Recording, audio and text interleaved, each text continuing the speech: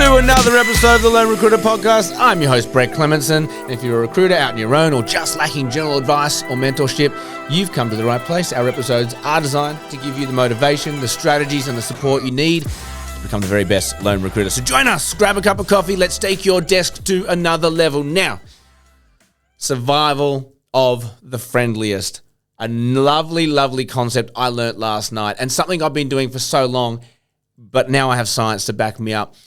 If I rewind to the very first day Pete started with me in our office here, and I was quite young in my own agency's journey and still finding my feet in terms of what's the best approach with clients, is it serious, whatever. I just said to him, day one, we're going to go meet this client. And he said, I know nothing about this market. What am I meant to say? What's the value I'm going to bring? I said, the value you're going to bring, speak to him like you've met him at a pub.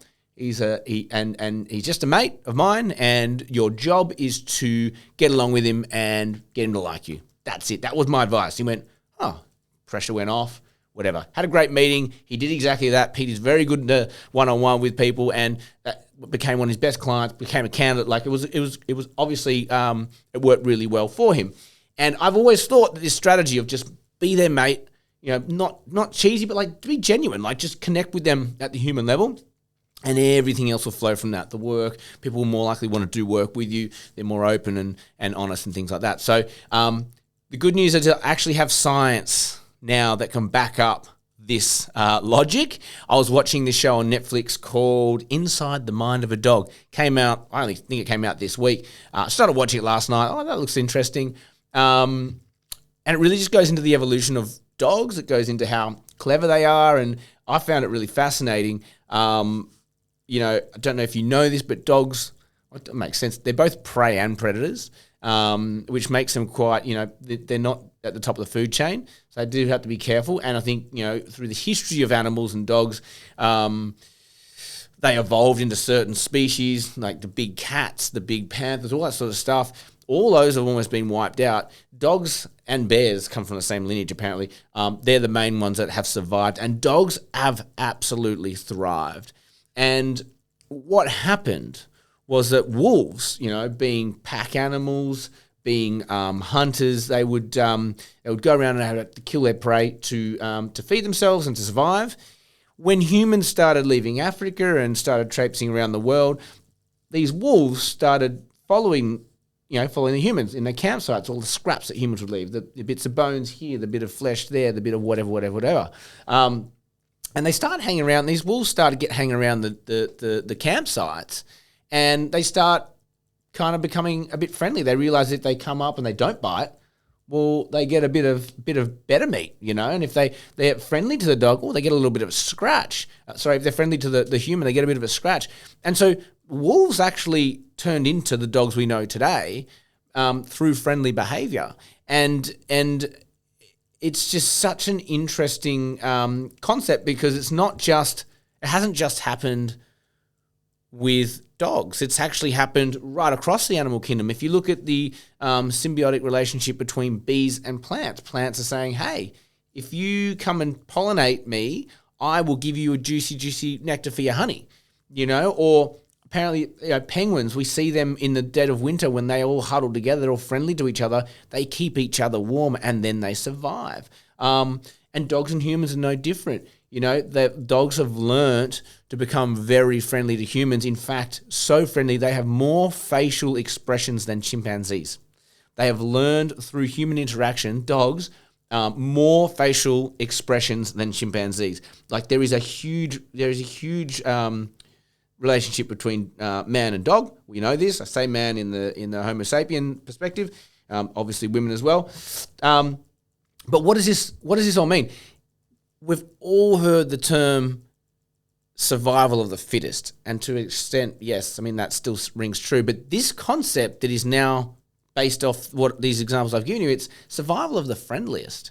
The friendlier you are, the more these species have thrived. Bees, flowers, penguins, like dogs, they have thrived compared to their family brethren who have died off because they didn't have this friendly gene. So why do I say all this? I start at the top with Pete. I genuinely think this is the evolution for recruitment. I had Pete Watson on last week, and he's totally hitting the nail on the head where when I started recruitment back in early 2000s, it was our agency versus your agency. That's my competitor. Thou shalt not speak to them. You will destroy them. Don't give them any secrets. Closely guard everything you know. Don't talk to anyone about your tips and tricks and how you do things because it's us versus them. And I think it happened a little bit before COVID, but COVID certainly ramped things up where all of a sudden every recruitment agency got leveled. It was like, oh my God, what's about to happen? And everyone starts talking. Everyone starts getting ideas. Everyone starts sharing ideas. I actually think it coincides as well with this evolution of LinkedIn and the way of gaining followers or gaining clients or becoming a perceived expert in your field is about giving information, giving ideas. Like this podcast, we give. And then all of a sudden you're going, oh, I'm taking all this stuff. This is great sharing, right? It is survival of the friendliest. I genuinely think we are headed that way rapidly. So the point of this episode is if you're still a recruiter that is close guarded, if you're still a recruiter that does not speak to other recruiters, if you're a recruiter who doesn't share anything, that doesn't want to interact with other recruiters, you don't go to the RCSA, you don't go to all this stuff, maybe rethink this. Maybe rethink why you're listening to this. You're probably thinking, okay, fair point.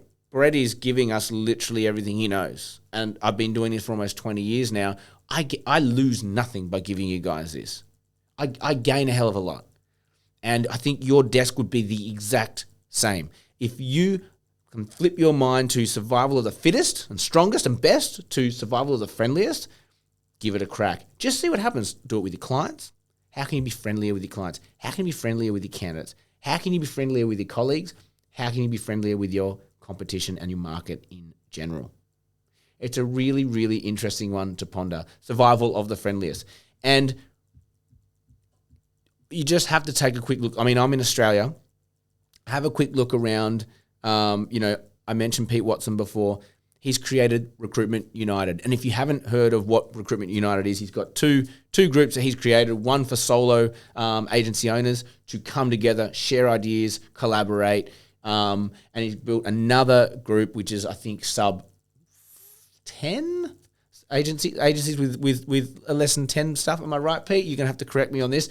My point is, it's called Recruitment United. Get on board. It is literally about collaboration, survival of the friendliest. You look at the ex-recruiter boys, their slogan, better together. They're encouraging people to go out on their own, do their own thing, but they're also saying we've got to do it together. And there's that undercurrent of the survival of the friendliest that's really helping that group and that sort of ethos come together and become a movement. And I mentioned the RCSA before, but their conferences are very, very collaborative. You walk around, they've got displays, they've got people trying to talk about new tech and things like that. There's great speakers, but when you can get into those rooms and just start opening up and talking to people, it's amazing. I've met some wonderful people in those conferences, and that I would not have otherwise met if I had just closed off, gone to a corner and stuck to my people. So get out there, get friendly. That's all I have time for you today. Like, share, subscribe, helps us grow. And in the ethos, in the theme of today's episode, be friendly, like me, share me. And that brings me to one point I actually didn't bring up.